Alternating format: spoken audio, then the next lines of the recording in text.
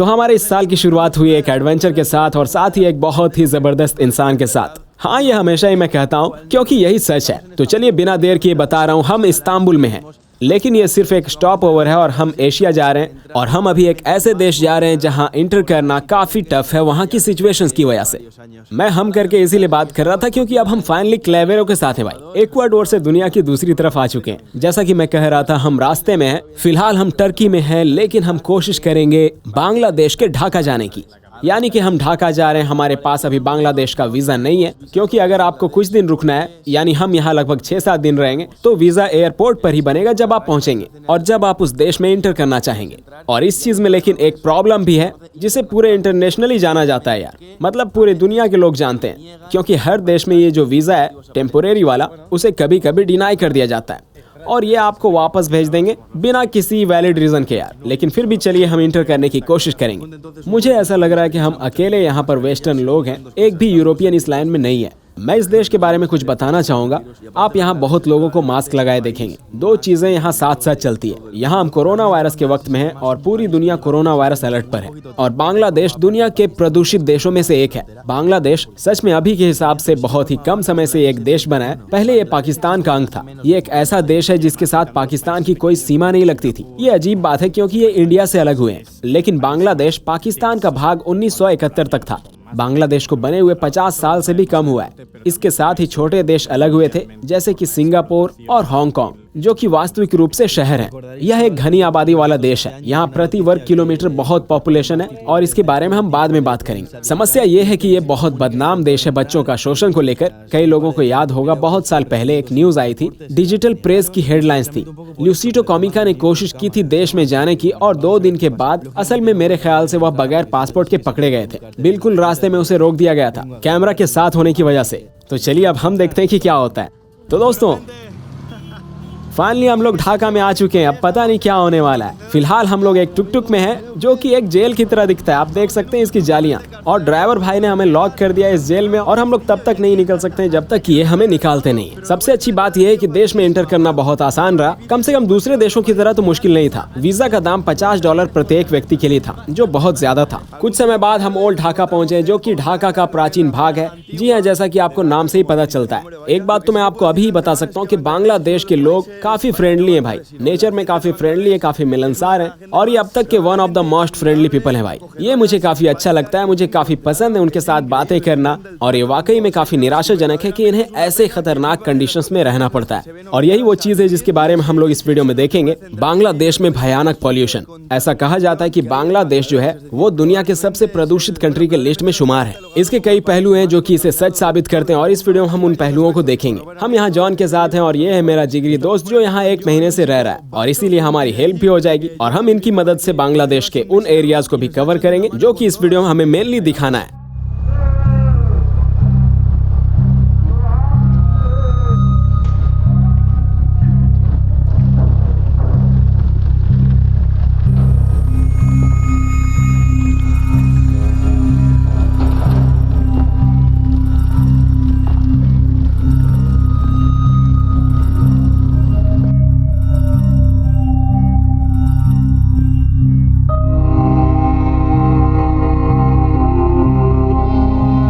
ये काफी निराशाजनक है। जैसा कि आप देख सकते हैं इस देश की हालत, कितना कचरा यहाँ पर आपको दिख रहा है सभी जगह, स्ट्रीट्स पर और साथ ही साथ स्पेशली यहाँ पर नदियों में भी देख सकते हैं। ये एक नदी है ढाका में। ये काफी बड़ी और डीप नदी है, लेकिन फिलहाल इसमें पानी नहीं है। यहाँ पर कुछ और नदियां भी हैं जो कि इस मेन नदी से जुड़ती है। सभी नदियों में बहुत ज्यादा कचरे भरे पड़े हैं। ये बहुत ही निराशाजनक है और ये यही खत्म नहीं हो गया। आप आगे भी वीडियो में काफी कुछ देखेंगे, इसलिए वीडियो में बने रहें, क्योंकि आप मुझे तभी समझ पाएंगे जब ये वीडियो आप पूरा देखेंगे। मेरे हिसाब से पहले मैं सोचता था कि इंडिया है सबसे ज्यादा प्रदूषित देश, लेकिन अब मुझे बांग्लादेश मिला है और इसके क्षेत्रफल के हिसाब से दोनों देशों का पॉल्यूशन लेवल सेम है। तो पहला रीजन तो आपने देख ही लिया कि बांग्लादेश को क्यों कहा जाता है दुनिया का सबसे पॉल्यूटेड कंट्री। अब आप जानेंगे इसका दूसरा रीजन। ढाका की हवाएं सबसे ज्यादा पॉल्यूटेड है। यहाँ हर साल यहाँ सैकड़ों लोग मारे जाते हैं इस एयर पॉल्यूशन की वजह से, और यही कारण है कि यहाँ के लोग ऐसी ऐसी बीमारियों से ग्रसित रहते हैं जो कि काफी सीरियस है। उन्हें हार्ट प्रॉब्लम्स होती है, उनके सांस लेने में प्रॉब्लम्स होती है,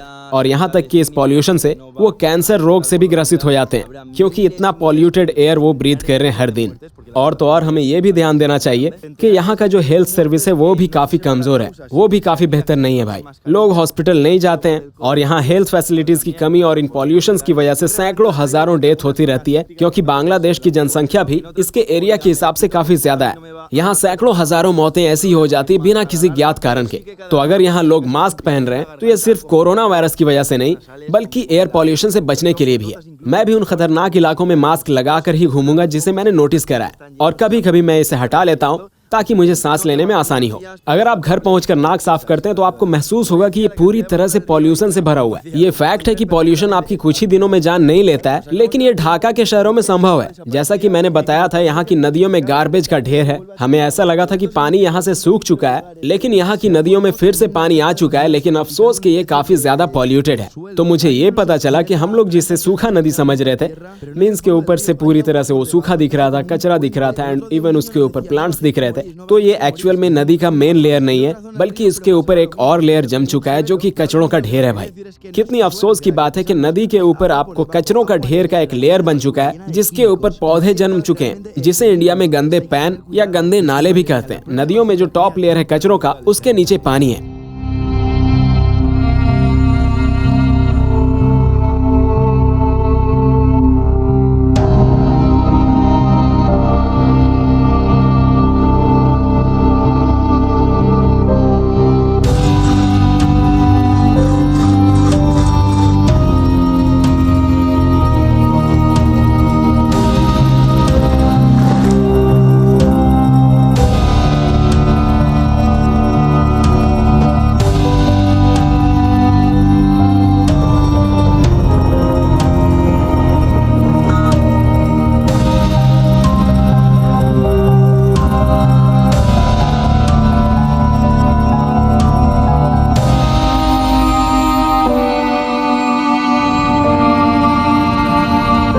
ये तो तय है कि हम अभी दुनिया के सबसे प्रदूषित देशों में से एक में हैं, और ये इनके नागरिकों पर कैसा अफेक्ट कर रहे हैं ये डायरेक्टली विजिबल नहीं होगा, लेकिन वास्तविकता में जो डेटा बताता है कि इनमें से काफी लोग पॉल्यूशन की वजह से मारे जाते हैं। जैसा कि भारत में हम लोगों को फंगल इन्फेक्शंस, खुजली, स्किन की खराबी, स्किन के डिफॉर्मेशंस, ये सारी चीजें देखते हैं। इसी टाइप की चीजें बांग्लादेश में भी आप देखेंगे, जिससे कि इसकी उत्पत्ति का आपको पता चलेगा कि ये सारी चीजें पॉल्यूशन के पॉइजन्स की वजह से। ऊपर वाले के शुक्र से मैंने तो अभी तक ऐसा कुछ नहीं फेस करा है, और किया भी है तो हल्का फुल्का ही। और इतने सारे प्रॉब्लम्स को फेस करते हुए भी यहाँ के जो लोग हैं वो वाकई में काबिले तारीफ हैं यार। ये काफी अच्छे से हमारा स्वागत कर रहे हैं और काफी फ्रेंडली है नेचर में।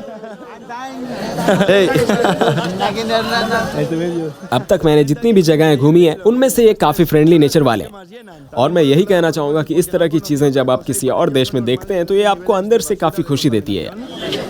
हेलो हेलो काफी अच्छा लगता है यार, दिल से अच्छा लग रहा है।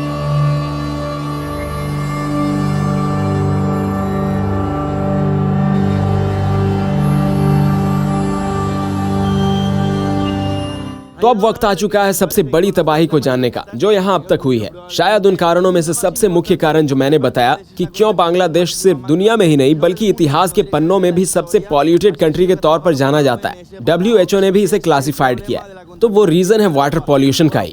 ये पानी पूरी तरह से आर्सेनिक से भरा है जो जानलेवा है इंसानों के लिए, और ये पानी केवल शहरों में ही नहीं बल्कि देहाती क्षेत्रों में भी पिया जाता है। कारण मैं बताता हूँ। इन सब की शुरुआत एक अच्छे सोच से हुई थी। 60 के दशक में NGO की ग्रुप ने यहाँ कुएं से पानी निकालने का सोचा। जैसा कि मैंने कहा, इसके पीछे एक अच्छी सोच थी। वो चाहते थे कॉलेरा से लड़ना और कॉलेरा महामारी को खत्म करना, जो कि उस क्षेत्र में उस समय था। उसके बाद उन्होंने चावल की खेती को बढ़ाने का सोचा ताकि अनाज में भी कोई कमी ना आए और साथ ही साथ लोग भी कम बीमार पड़े। लेकिन उन्होंने ये नहीं समझा कि जितने भी कुएं वहाँ पर थे उसमें पॉल्यूटेड वाटर थे, आर्सेनिक से भरे। ये केमिकल जमीन पर तो पहले से ही था। वक्त गुजरता गया, जब उन्होंने फिर से जांचा तब उन्हें ये बात पता चली कि बांग्लादेश के लगभग 48 मिलियन कुएं जिन्हें जांचा गया था उनमें से ज्यादातर में, जैसा कि मैंने बताया, बड़ी मात्रा में आर्सेनिक पाया गया।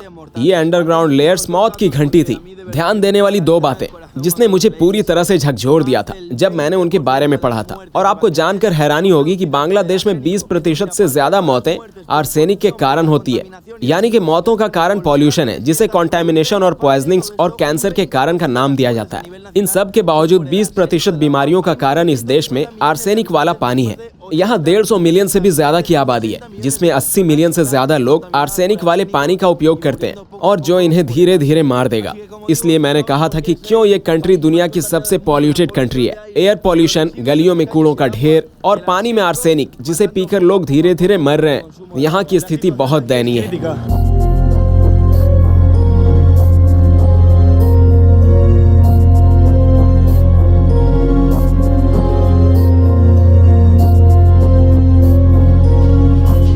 आप जितना आगे बढ़ते चलेंगे यहाँ, तो वक्त वक्त पर आपको यहाँ पर कई सारे एरियाज मिलेंगे बहुत ज्यादा कचरे के साथ। और ये सिर्फ प्लास्टिक्स वगैरह ही नहीं है, इसमें डेड एनिमल्स भी हैं। आप इनके अवशेष भी देख सकते हैं। जानवरों के अवशेष दूसरे जानवर आकर खाते हैं। ये सच में काफी निराशाजनक बात है कि इतने ज्यादा पॉल्यूशन की मात्रा है यहाँ। बच्चों का शोषण बांग्लादेश की सबसे बड़ी प्रॉब्लम है। ये सिर्फ इस सच्चाई पर आधारित नहीं कि वे लोग सिर्फ फैक्ट्री या टेक्सटाइल कंपनी में काम करते हैं। इस समस्या को लेकर हम एक्सप्लोर कर रहे हैं। आगे की वीडियो में आपको अच्छे से बताएं कि बांग्लादेश की टेक्सटाइल इंडस्ट्री कैसे लोगों को अपनी तरफ आकर्षित करती है। लेकिन हमें ये समझने की जरूरत है कि बाल शोषण और बाल मजदूरी क्या है, क्योंकि अगर कोई बच्चा काम कर रहा है तो इसका मतलब ये नहीं कि उसका शोषण हो रहा है, लेकिन ये देखना बहुत ही तकलीफदेह है कि कैसे परिवार कचरा चुनकर जिंदगी बिता रहा है। जहाँ तक मुझे लगता है कि उन्हें एक खास तरह की प्लास्टिक की खोज होती है जिसे वो बेच सकें। और आप देखेंगे कि नंगे पैर बच्चे कैसे इन कचरे के ढेर से छोटे छोटे सामान चुन रहे हैं, और दूसरी तरफ कैसे इनसे बड़े प्लास्टिक और मेटल जैसी चीजों को अलग कर रहे हैं। देखा आपने? तो भाई मैं यहाँ से उतर रहा हूँ और आप देख सकते हैं कि कितने लोगों की भीड़ यहाँ पर लग चुकी है हमें देखने के लिए। उन्होंने हमें कैमरास और ड्रोन के साथ देखा, और गोरे लोगों के पीछे कौन नहीं आता है, देख लीजिए सभी को। और हाँ, हम लोग अभी वही कचरे पर हैं जहाँ पर हम लोग पहले थे।